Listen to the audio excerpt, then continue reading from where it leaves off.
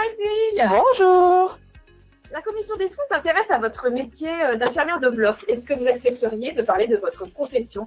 Avec grand plaisir. Eh ben, On y va? Et comment avez-vous connu ce métier d'infirmière de bloc? Il y a une formation spécifique pour devenir IBOD? J'ai connu ce métier en fait pendant mes études d'infirmière. J'ai eu l'occasion à plusieurs reprises de suivre mes patients jusqu'au bloc opératoire. Et oui, il existe une formation spécifique de 2 ans, toujours basée sur la formation théorie et pratique avec des lieux de stage différents et dans les différents blocs du secteur et avec des stages en service d'hygiène et de stérilisation. Nos missions, c'est de garantir en fait la sécurité et le bon déroulement de toutes les interventions. Ça commence par une bonne préparation en fait des interventions en amont la veille, grâce à nos flux classeurs qui sont bien remplis par des fiches efficaces remplies par les référents, et aussi par l'accueil du patient avec une checklist faite en équipe pour s'assurer que toutes les conditions sont requises pour l'intervention en elle-même.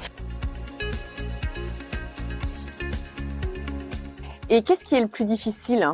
Qu'est-ce qui vous plaît le plus dans votre métier? Ce qui est difficile dans ce métier, c'est que c'est une spécialité qui demande de toujours être en formation. Il y a beaucoup de matériel en perpétuelle évolution. Il y a beaucoup de spécialités différentes et ça demande de toujours se mettre à jour et d'être toujours performant. Mais c'est aussi ce qui rend notre métier intéressant parce que c'est des journées totalement différentes. Et puis, c'est enrichissant de travailler auprès de plusieurs paramédicaux. Quel est le nombre d'agents? Nous sommes actuellement 48 infirmières et infirmiers au bloc opératoire. Pour une salle de chirurgie, il faut 2 infirmières au minimum, voire 3 en fonction des chirurgies. On a 15 salles de chirurgie à la cité sanitaire. Quand on passe de nuit et de week-end, on est 2 infirmières ou infirmiers, 2 jours et 2 nuits. Les qualités pour être IBOD, c'est d'abord d'avoir de la rigueur, tant dans sa tenue que dans son comportement. On doit également avoir les connaissances des interventions pour maîtriser les enjeux et les éventuelles complications et faire preuve de réactivité en cas de complications. Il faut aussi savoir s'adapter, puisqu'on travaille dans l'humain, en équipe, et qu'aucune situation n'est pareille. Avec votre expérience, est-ce que vous avez vu une évolution de votre métier? L'évolution de notre métier, c'est l'arrivée de nouvelles technologies, le robot d'Avinci, la navigation, les nouveaux ancillaires qui nous demandent de nous former. Et puis, avec la masterisation du diplôme, on a le droit de réaliser certains actes sur protocole, comme la fermeture cutanée et la suture des redons. Et quelles sont les interactions que vous avez avec les autres professionnels en interne et en externe, et aussi avec les patients? Donc en salle, on se retrouve souvent à 2 avec notre petite collègue IBOD, voire une deuxième. On est parfois 3.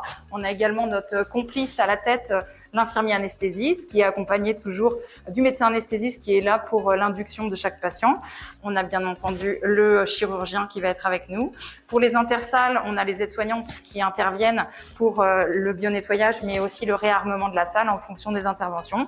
Et puis tout autour, on a des personnes qui gravitent, comme la salle de réveil avec qui on est en contact permanent, et les agents de régulation et de logistique, de décontamination. Et pour ce qui est du contact patient, on a un contact certes très bref, mais très important au moment de l'accueil du patient jusqu'à ce qu'il soit endormi.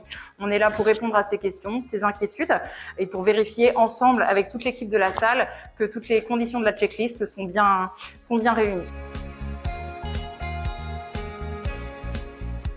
Pour conclure, quel message souhaiteriez-vous transmettre de votre métier?